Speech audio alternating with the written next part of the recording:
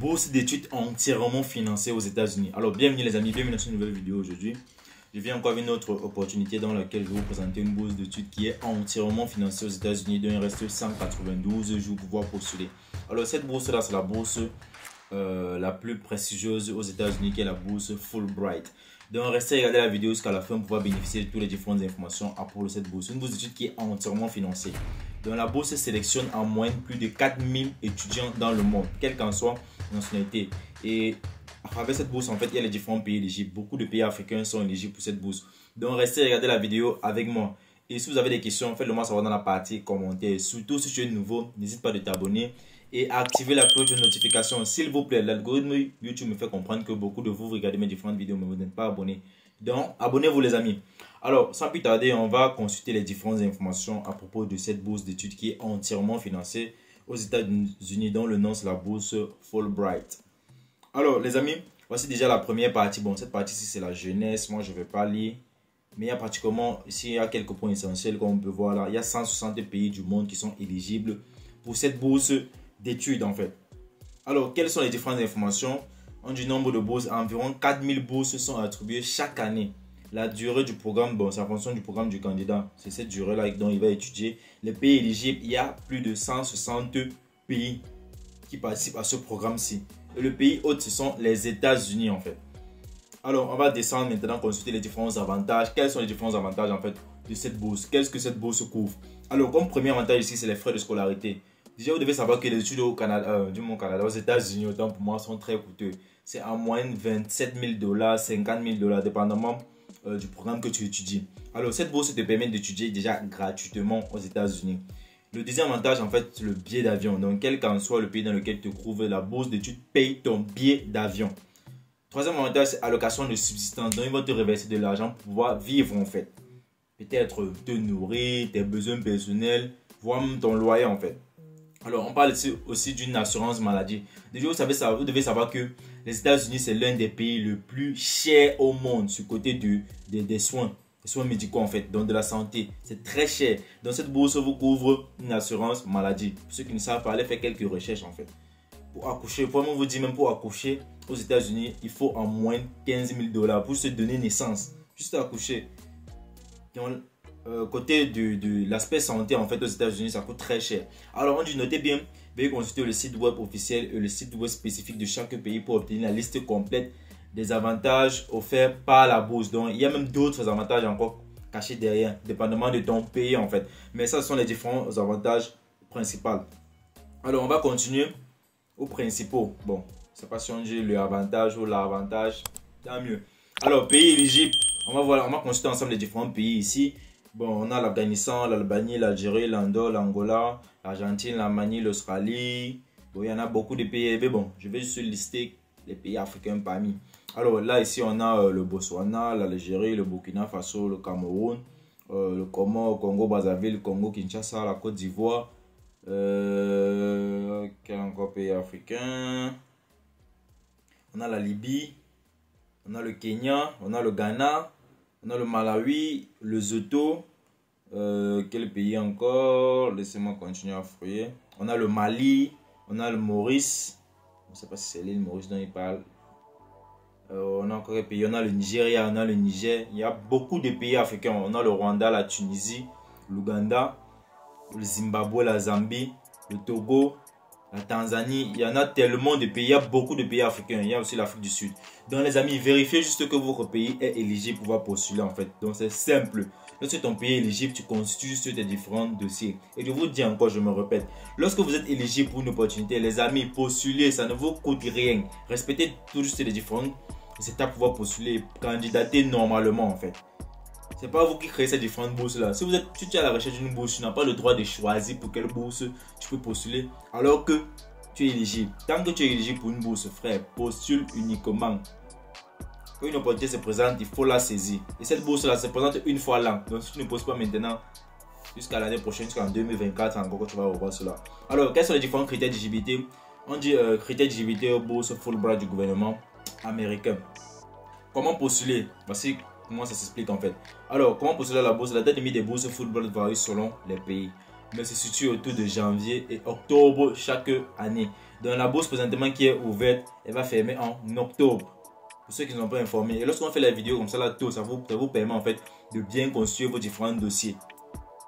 Alors, on dit les demandes de bourse Fulbright étant traitées par des commissions de fondation ou des ambassades américaines Fulbright, il est conseillé aux candidats de les contacter pour avoir les informations précises sur les délais et les critères d'éligibilité et les procédures de candidature. Alors, ce que vous devez savoir, c'est quoi? C'est que ça, en fait, octobre, c'est la date officielle où la bourse va fermer en fait. Maintenant, chaque pays ou chaque ambassade ou chaque consulat peut maintenant fixer leur date à eux pour pouvoir recevoir les différentes candidatures des consulats, en fait, des candidats. Donc, c'est un peu ça la raison pour laquelle on vous demande ici de vous rendre dans ces différentes ambassades ou consulats. Déjà, moi, je vous conseille à tous ceux qui sont en Afrique, allez directement chez eux parce que pour cette bourse, il faut postuler en ligne et les sites des ambassades africaines, des fois, ça fonctionne, des fois ça ne fonctionne pas. C'est vraiment ceux qui sont en Afrique en fait. Des fois ça fonctionne, des fois ça ne fonctionne pas. Mais je vous conseille plus d'aller directement dans ces différents consulats-là pour prendre les différentes informations physiquement. Alors, une demande de bourse se fait également via la même commission locale. Par conséquent, les personnes intéressées par ce programme de gouvernement doivent postuler via la commission, la fondation Fulbright ou l'ambassade des États-Unis dans leur pays origine. Alors, comment postuler? On va juste cliquer sur le bouton postuler. Alors aussi, j'aimerais aussi vous informer à propos de quelque chose. Il y a un étudiant en fait qui suit cette chaîne et qui a postulé pour la bourse Diyanet de la Turquie et qui a été sélectionné. Donc je ne vais pas juste partager ces différentes informations, mais peut-être dans cette vidéo, je vous mettrai un screenshot de sa sélection. Vous allez voir, il a été sélectionné juste avec la note de 10,97. Donc, je pourrais dire 10 fois en fait. La bourse Diyanet en fait c'est une bourse religieuse en Turquie. Donc il a été sélectionné pour cette bourse. Et présentement, je suis en train de l'accompagner pour cela, donc pour l'étape de l'interview. Donc déjà les amis, juste pour vous faire comprendre que lorsqu'il y a des différentes opportunités, postulez juste. Ne gérez pas souvent vos différentes moyennes. Alors aussi, dépendamment des bourses, en fait, il y a certaines bourses où on demande un niveau requis. Il y a d'autres où on ne gère pas trop la moyenne. On veut ce que tu postules en respectant d'autres critères. Donc les amis, jusqu'à là, je vous dis toujours, lorsque tu es éligible pour une bourse d'études, frère, il faut postuler. Alors on va continuer. Nous sommes présentement sur le site de la bourse Fulbright. Lorsque tu arrives sur le site, bon, tu prends du temps pour lire, comprendre vraiment l'objectif de la bourse, quand est-ce qu'elle a été créée, etc. Les différentes informations. Mais lorsque tu arrives ici en bas, tu vas d'abord sélectionner ton pays. Et sur cette liste, il n'y a que les pays éligibles en fait, tous les différents pays qu'ils ont cités tout à l'heure. Il n'y a que ces pays-là. Alors ici, on va prendre quel pays? On va chercher, bon, disons on prend le Congo, Kinshasa, la RDC. Je vais prendre peut-être 3 pays africains, donc ne vous inquiétez pas. Alors lorsqu'on est ici en fait, voici, on redescend, voici le lien je sais pas si c'est de l'ambassade de la RDC, du Congo, mais le drapeau qu'ils ont mis, c'est pas le drapeau du Congo en fait. Je crois qu'ils ont fait une erreur. Alors vous cliquez juste sur le lien, vous allez voir, ça va nous amener sur le site de l'ambassade du Congo.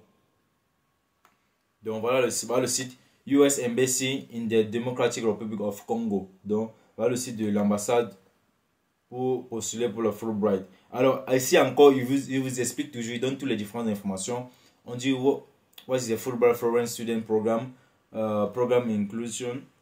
Ici on parle aussi de eligibility, applicants. Bon, voici les différents critères que les différents applicants doivent respecter. Application procedure.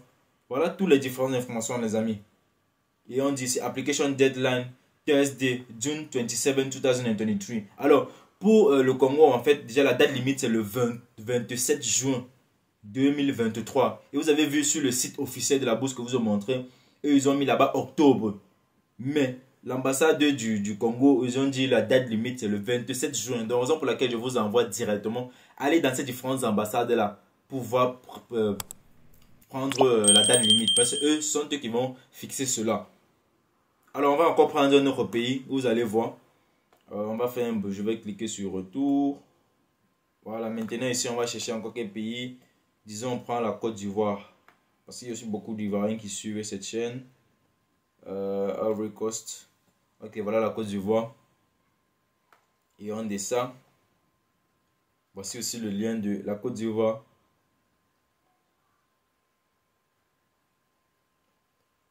Alors, bon, déjà c'est comme je me rends compte de ceci, le site de la Côte d'Ivoire ne fonctionne pas. On dit US Embassy in Côte d'Ivoire, mais le site il y a une erreur, 404 error, donc peut-être le site est en pleine évolution, ceux qui sont en train de travailler sur le site. Mais toi, qui est peut-être ivoirien, et que, quelle que soit ta nationalité en fait, et que peut-être ton site ne fonctionne pas, rends-toi directement à l'ambassade des États-Unis dans ton pays. Va directement là-bas, tu dis que tu aimerais bénéficier des différentes informations pour pouvoir postuler pour la bourse Fulbright. Ils vont te donner les différentes informations là physiquement. Et tu pourras aussi postuler même physiquement. Tu n'as pas besoin de remplir des différentes informations sur le site en fait. Pour ceux que le pays, en fait, le site ne fonctionne pas. Alors, on va chercher un autre pays.